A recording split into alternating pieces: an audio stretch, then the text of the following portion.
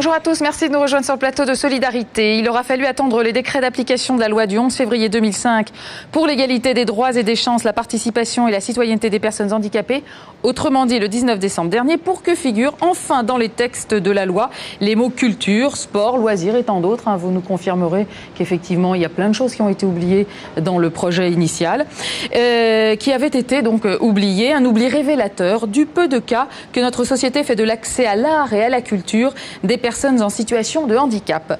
Pourtant, les initiatives fleurissent ici et là et les associations dédiées à cette juste cause font preuve d'une détermination et d'une imagination exemplaire que nous saluons aujourd'hui dans Solidarité. J'ai donc le plaisir d'accueillir Monsieur André Fertier, bonjour. Bonjour. Vous êtes président de Sémaphore, c'est le Centre national de ressources, loisirs et culture pour tous, c'est ça? Oui. Alors c'est une association qui est au service de l'ensemble des personnes et aussi des organismes. Vous mettez aussi bien au service de l'État, des collectivités que de tous les porteurs de projets, tous les porteurs des politiques culturelles et de loisirs. Et on verra que vous avez un champ d'action énorme, très très efficace, très dynamique. Merci d'être avec nous. Merci. Alors André Fertier, l'accès à la culture et pourtant est un droit qui figure dans la liste des droits de l'homme. Et pourtant, comment on explique qu'on n'ait même pas pensé à l'évoquer dans la loi du 11 février, qui par ailleurs apporte quand même de grandes avancées dans le domaine du handicap? Je crois que l'explication, c'est déjà le fait que le regard porté sur les personnes handicapées, il a évolué, mais le chemin est encore long. Parce que, par exemple, j'ai cité vraiment quelque chose qui est pratiquement d'actualité et qui marque bien la mesure du problème. Est-ce qu'on imagine en France qu'un ministre de la Culture puisse dire, par exemple, il y a une partie de la population, 1 million de personnes, qui, pour aller prendre des cours de danse, doivent aller voir des jardiniers? On a quand même, en effet, il y a quelques mois, c'est dans un discours, donc ça a été écrit, c'est dans le discours du programme national Alzheimer. On a un ancien ministre de la Culture qui est Philippe Douste-Blazy, qui a écrit comme seul exemple de bonne pratique dans ce programme national, c'est un programme de portée nationale qui touche près d'1 million de personnes. Il a écrit des activités d'art plastique animées par des psychologues, des infirmiers, des aides-soignants et des psychomotriciens. Donc ça donne la mesure. Est-ce que les ministres envoient leurs enfants pour des cours de chant ou des cours de danse ou des cours d'art plastique, voire des aides-soignants? Donc si vous voulez, pour répondre à votre question, je pense que on est encore sous l'héritage du 19e siècle, où finalement les personnes handicapées, c'est essentiellement pour s'en occuper le bénévolat, le mouvement caritatif. Parfois, les animateurs aussi, quand même. Parfois, en effet, pour les loisirs et la culture, c'est plutôt l'aide sociale, l'action sociale, donc ou sanitaire, avec des aides-soignants qui mènent parfois des activités de manière remarquable. Parce qu'en effet, on peut trouver des aides-soignants qui se trouvent passionnés depuis 20 ans pour les arts plastiques, par exemple, qui peuvent animer, dans certains cas, avec talent, des activités. Mais est-ce qu'il est normal qu'on indique, sur le plan d'une politique nationale, qu'une partie de la population, pour leurs activités culturelles, relèverait de gens qui ne sont pas formés, qui ne sont pas professionnels de la culture. Donc on est encore sous cet héritage. Alors où est-ce que situe le problème? Est-ce que la société sait se doter des moyens nécessaires justement à la mise en œuvre de cet accompagnement des personnes? Il y a une espèce de grande flemme généralisée, il y a un tabou, on a peur que ça coûte cher? Alors non, je ne crois pas. C'est pas qu'on ait peur que ça coûte cher. Je pense que c'est vrai que dans certains cas, c'est très compliqué de rendre accessible l'œuvre culturelle, des activités de danse pour une personne, par exemple, tétraplégique. Mais en fait, ce qui est formidable, et ça, c'est ce qu'on s'est rendu compte dans le travail notamment de Sémaphore, de ce Centre national de ressources, c'est que quand on a fait l'état des lieux des ressources, on constate que le problème ne se situe pas au niveau des handicaps des personnes.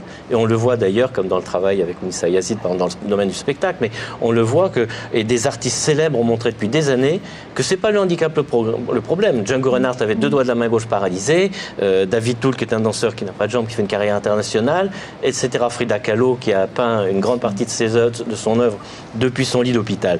Donc le problème, c'est plutôt au niveau du fait d'évoluer dans les mentalités, de considérer que tous les citoyens doivent avoir accès à la culture, et pour ce faire, il faut que tout l'ensemble des acteurs concernés se mobilisent. Alors, ces dernières années, c'est formidable, parce que depuis 4-5 ans, les acteurs culturels et tout particulièrement le ministère de la Culture s'est mobilisé de manière forte, avec le fait que les musées, les bibliothèques, les écoles de musique aussi commencent à se mobiliser pour rendre accessible l'offre culturelle à tous. Et donc, parce qu'en fait, on a l'impression finalement que le problème est plus vaste, c'est qu'on exclut d'autres types de catégories de personnes. On exclut les personnes qui n'ont pas les moyens financiers d'avoir accès à la culture. Il y a quand même une espèce de marginalisation de certaines catégories de personnes qui ne sont pas uniquement celles porteuses de handicap. Mais on va dire qu'aujourd'hui, en France, on a un peu du mal à rendre cette culture accessible à tous, mais pas uniquement pour le cas du handicap, en fait. Bien sûr, mais pour ce qui concerne les personnes handicapées, ce qu'il faut avoir à l'esprit aussi, et ça commence commence à émerger, c'est qu'il s'agit dans certains cas d'avoir besoin d'un professionnalisme très particulier. Bon, le cas caricatural, c'est les conférenciers en langue des signes.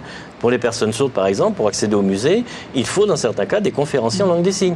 Pour des personnes qui font de la danse en fauteuil roulant, comme on le voit pour le sport adapté, il y a des pédagogies particulières, voire dans certains cas des aides techniques particulières. Il y a par exemple une guitare qui permet de jouer d'une seule main. Des aides techniques permettent d'accéder à la pratique culturelle et artistique. Le problème qui reste lourd, sur lequel il faut travailler et qui est très difficile, c'est la question aussi des personnes handicapées qui vivent dans des institutions d'accueil, dans des services de long séjour, qu'elles soient d'ailleurs des personnes âgées dépendantes, mais vous, Luc Leroge. Vous voyez, donc des personnes handicapées mentales, dans les foyers, voilà, etc.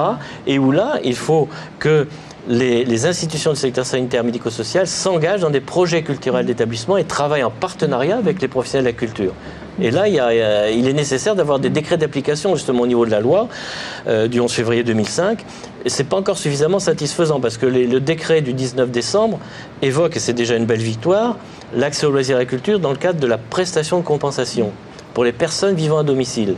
Mais pour les personnes, et ces millions de personnes qui vivent dans des institutions d'accueil, que ce soit des maisons d'accueil spécialisées, les MAS, les foyers à double tarification, etc., les services de gériatrie, là, il n'y a pas de décret d'application aujourd'hui qui amène une bonne organisation pour que les professionnels de la culture interviennent. Alors, qu'en est-il alors cette fois-ci des personnes handicapées qui sont professionnelles déjà, qui sont artistes? Combien y en a-t-il en France? Comment est-ce que c'est en train d'évoluer? Alors, il y a eu une étude réalisée d'ailleurs par Sémaphore à la demande de l'AGFIP Île-de-France il y a un an sur l'intégration des personnes handicapées dans les métiers des arts et de la culture. Et on a vu déjà que les structures existantes pour l'aide à l'emploi des personnes handicapées n'ont pas de repères du maire général sur les métiers de la culture. Très peu. Alors encore moins sur les questions qui concernent l'accès aux pratiques artistiques et culturelles au niveau professionnel pour les personnes handicapées.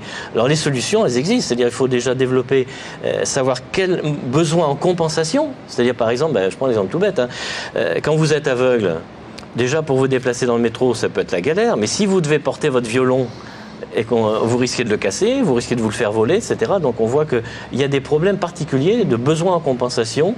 Bon, pour accéder, donc aussi, c'est le cas des plasticiens, par exemple, pour les problèmes d'accrochage dans une galerie, ils ne sont pas en égalité des chances par rapport à un plasticien valide.